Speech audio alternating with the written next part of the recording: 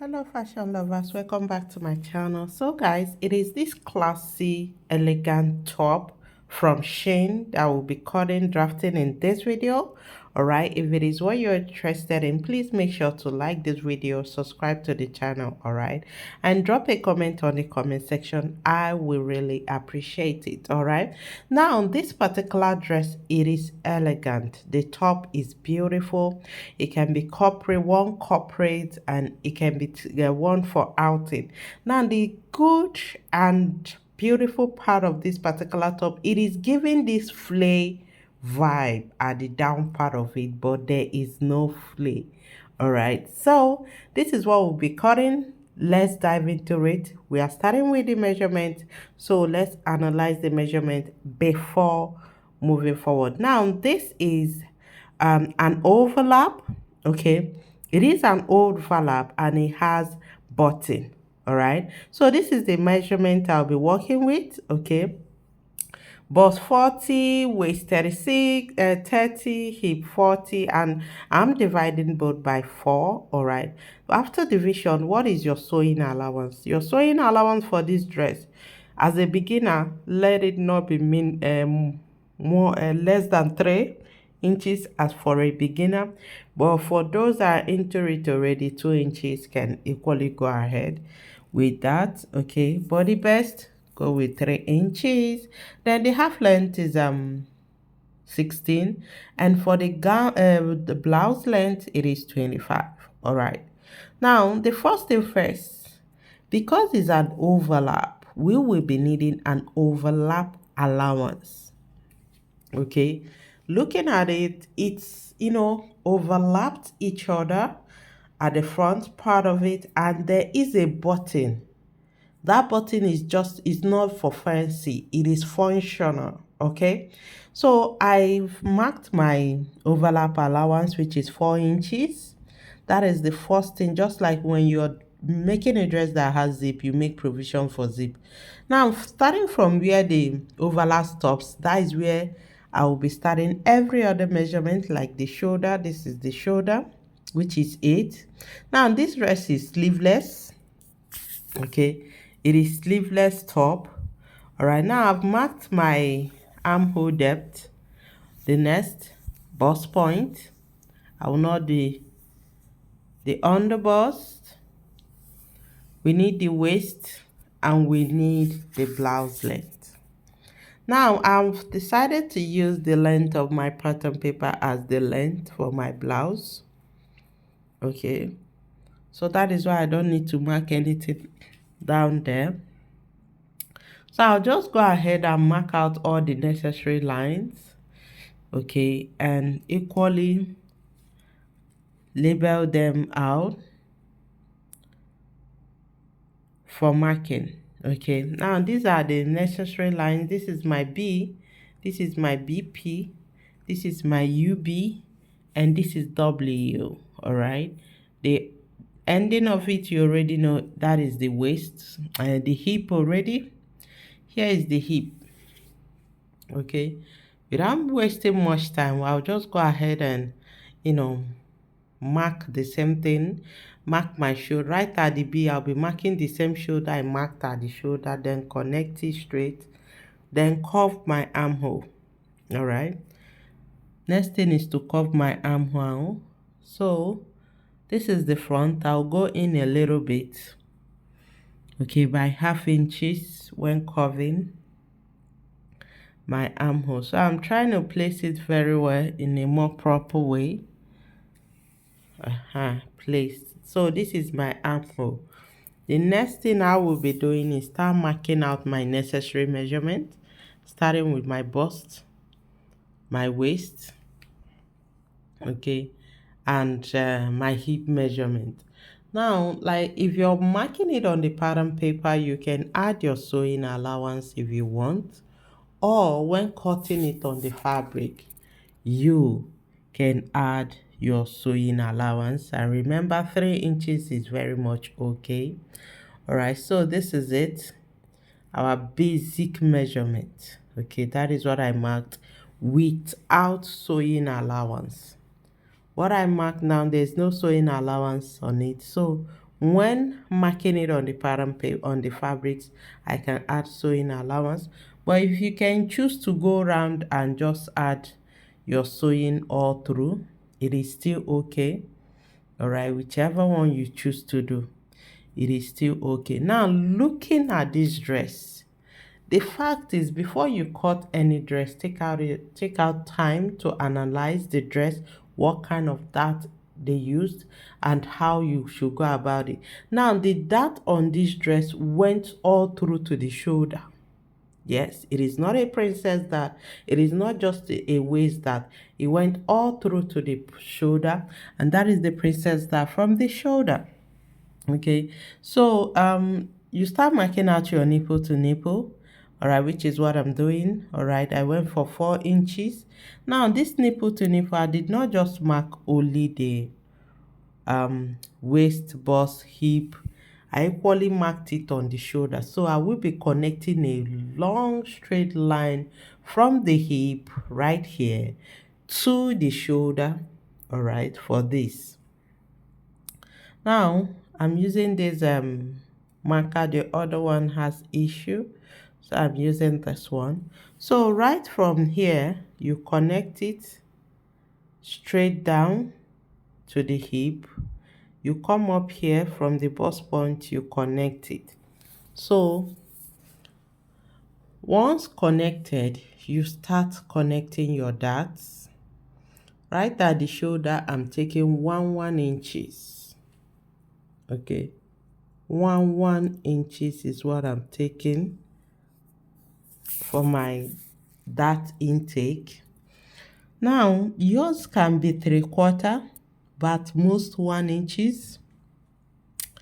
The distance from the bust to the shoulder is high, so that is why, to make sure I have it gives me a curve, that is why I went for 1 inches. Now I have connected them out. You can see how I connected them. So you can see how I connected them. The next thing, you come right at the waist, 1 inches. Now you ask me, why didn't I go for the under bust? This dress is not that curvy on the bust side. If you start taking your darts from the under bust, bear in mind you're making a bustier. Just have that at the back of your mind. But that is not what we are making here. So that is why I went down to the waist, but at the same time, I took 1 inches. All this part will be cut off. Okay, all this part will be cut off. Okay, now I can easily go ahead and start marking my neck width, neck depth. But what should that neck you're seeing on this dress is better done after you're done with your dart. Okay, it is better done that way. Now, once you've gotten to this extent, the next thing to do right now is you can cut. Okay, but I'll just cut the sides first. Take out the excesses first. So once the side is done, you can see I just did a recurving of the armhole because of the sewing allowance. Okay, so the side is out. The next is my dart. So I'll just go ahead and use sellotape to hold the edges so it doesn't move. I prefer, to make sure I get a good result, to make sure your result, what you get at the end, especially because of the neck of this dress, it is important you cut your dart first.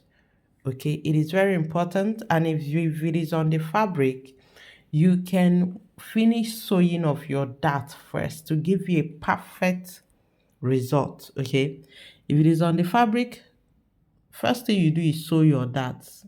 This particular dart that I'm cutting, after cutting it, you sew it up before working on the neck to give you a perfect result on the neck. Now I'm done with the dart, so I'll just go ahead and pin it up. All right, I will be joining the shoulder. I'll just concentrate only on the shoulder. because that is where my concentration is right now.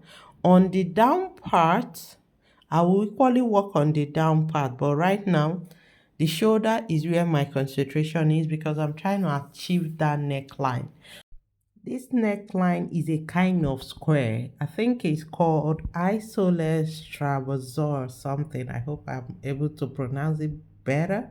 But it's a kind of square that the four edges are not even. So right here at the waist, the shoulder, I went for 3 inches neck width. Right here at the armhole depth, you can go for 5. All right. Now I marked 5 and I equally marked 6. Now this is my neck depth. You can decide your neck depth to go up more or down. It is your choice. But I decided not to work with the armhole depth. So I went for neck depth 7. So it is 1 inches above the armhole depth. All right, for my isolated trapezoid square. Okay, so what I'll do now is get my rule and connect it straight down first. All right, then I'll go this way. All right, the neck part, I went for 3 inches. You can work with 3.5, but you should not exceed 3.5 because looking at what is on the dress, it is close to the neck, very close to the neck. So 3 inches for me is okay. The down part you can see. Now this particular neck is a kind of square, like I said earlier, but the 4 edges are not the same. It is not 4 by 4 on, no, no, no, no. Your neck width has to be smaller and your neck depth has to be wider. All right, so having done that, the next thing I'll do is come up either by 0.5 inches by that same neckline. Then I'll come right at the waist, in between the under bust and the waist, I'll draw a line. Now, this line is for my asymmetric curve. You watch why I'm drawing this line. You can see how I'm placing it. You either stop right at the under bust or you go below the under bust. Whichever one you choose, it is very much okay. So I marked both the under bust and the waist. And I'm drawing both of them. All right, because I'm yet to decide which one to work with. You see the 2 lines that I drew? One is right at the under bust. The other one is below the under bust, before the waist. Then you come down here to measure. If you watch, there's a little opening at the down on this dress, but I'm going for 2 inches on then this way, 1 inches. Okay, just tiny opening. That is what I need. The next thing, I'll connect it. All right, with my rule, you can see how I placed it. Now, what am I trying to achieve? This overlap, that asymmetric curve on the front is what I'm trying to achieve right now. Okay, that is what I'm trying to achieve. So this is it. Okay, now at the end, I will not be having, if you watch the one on this dress, the space in between the two, the center, especially right at the bust, it is long, about 3 inches. Mine will not be that long. Okay, mine will not be that long, but after cutting on this pattern paper and I feel it is not long enough, I can always deepen it. Now, as a beginner, or this is your first time of making such dress, please make sure you cut it out on the pattern paper first before cutting it on the fabrics. So this is it. One, I went for the first one, and I equally went for the under bust. So this is it. Now, another thing that needs attention is the down part of this dress. That part, all right, needs attention, and we will be increasing it. If you watch it, it's as if it has a kind of a flay on that part. That is where it needs attention. So for me to do that, I'll just get a piece of pattern left and achieve that, okay, to give us that standing curve you're seeing there, right? So we have gotten our two-piece for the front. Now look at what I put here. I extended just a little piece. Okay, I just used tape to hold it, a kind of a flay. We like call it invented flay. All right, you see that from the waist, that is where it comes from. This is how it is.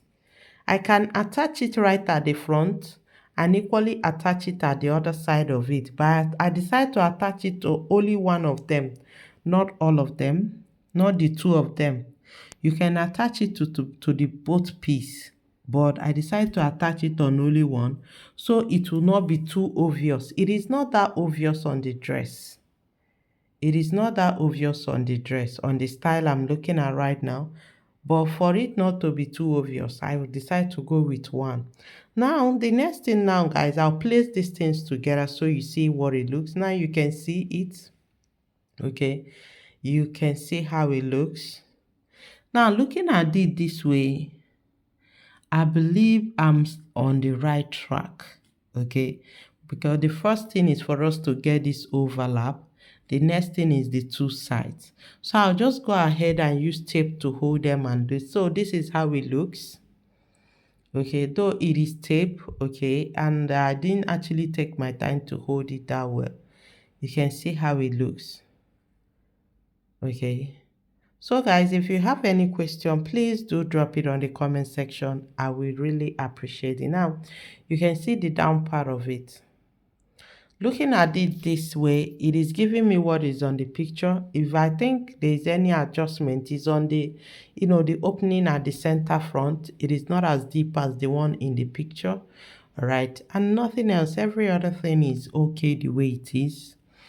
All right. You can see that. So always try it out with pattern paper. If you're not getting it, no, you will not get it on the fabric. If there is mistake, I can easily adjust this before cutting it on the pattern on the fabric. I can easily adjust it. Okay, so this is it. Now you can see this part. That's external fabric that I added. This is the effect. It has already shown its effect on the paper. Meaning when I cut it on the fabric, it will still give me that effect. All right, it will still give me that effect. These circled places, they will still give me those effects. So remember to drop your questions on the comment section. And please do try this out with your pattern paper as a beginner. Do try it out. Now, the next thing we'll be talking about, what of the back? How is the back? The back is just normal. You can see there's no much to be done on the back. All right. So nothing much to be done at the back. You can see how the back looks. That is the picture on the right hand side. It's just our normal back. The back will be high. All right, the difference is the neck width. Remember the neck width you use for the front, because that will be the neck width you'll be using for the back. And there's no zip at the back, and our normal, you can work with princess dart on the princess dart is very okay, just like you're seeing on the picture, the back of the picture, as well with that. So whichever one you feel like working with, it is very okay for the back. No much details on the back, and you can easily make the back yourself. And another thing is that attach in flay, all right, does not need you don't need it at the back here, okay? It's only attached at the front. All right, so our back is just a simple back dress and no much to it. So guys, remember to always drop your question, and if you have not subscribed, do subscribe to the channels, guys. I will really appreciate it when you subscribe, and give this video a thumbs up, like it. All right, so it can be pushed out. Much love.